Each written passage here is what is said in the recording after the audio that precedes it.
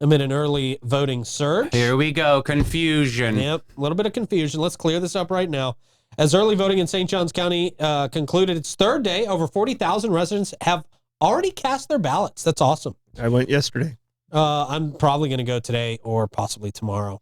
I need to get that done early. Early voting's been a significant contributor, accounting for about half of the total ballots submitted, with the remainder being mail-in votes.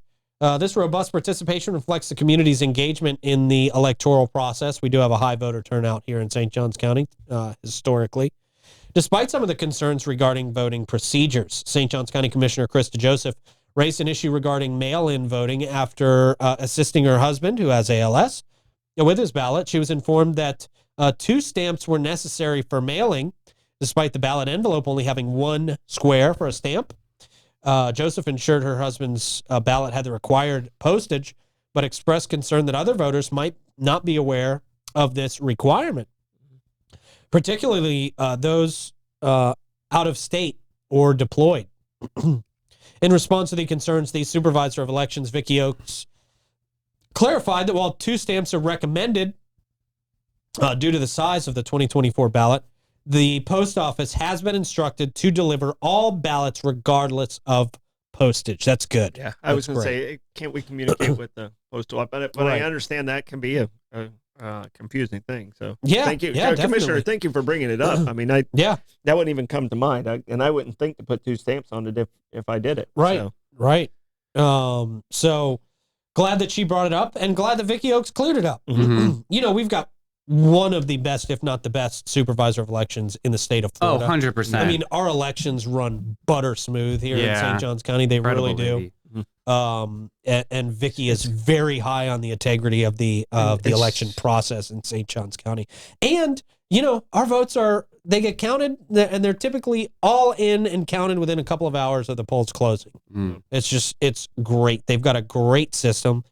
And that's why she continues to be voted as the supervisor of elections here in St. Johns County for a very long time. And she's so responsible. I mean, like if I have any question at all, and I'll text Vicki, and she's just like, oh yeah, you know, and she's on it. It's not like, and sometimes she doesn't know the answer, and she'll be like, hey, I'll let you know in a little bit. And and you can tell she's immediately went to get that question answered, and then she responds like within 30 minutes. And it's like, wow. Case in point, the sample ballots, they were delayed from the 2 storms, and people didn't get them in the mail sometimes, and it was from the 2 storms, and she made a press release and made sure that everybody knew they're coming.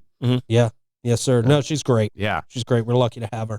Yeah. No, but there was a pretty decent line yesterday. How was your time? Like, was it like an hour? What do we need to set aside? No, it was less than that. It was maybe 25 minutes. Okay.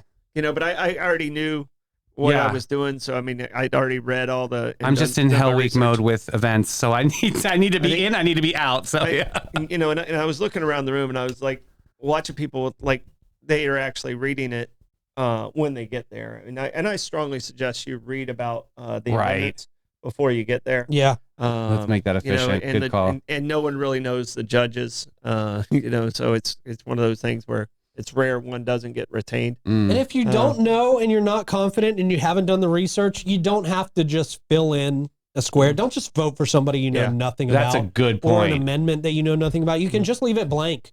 I mean, there's always a couple of issues during each ballot that I'm just like, you know what? I'm not informed enough. I don't feel like I'm informed enough on this amendment or on this judge or on this person to cast a vote for them or for the issue. So you don't have to. It's not required. So I didn't know that. I thought that if I didn't, then my vote wouldn't count. So that makes a really good point. No, yeah. Vote for what you're knowledgeable on. Don't just Christmas tree votes. It's too important to do that. All right, we got a new development proposed on State Road 206.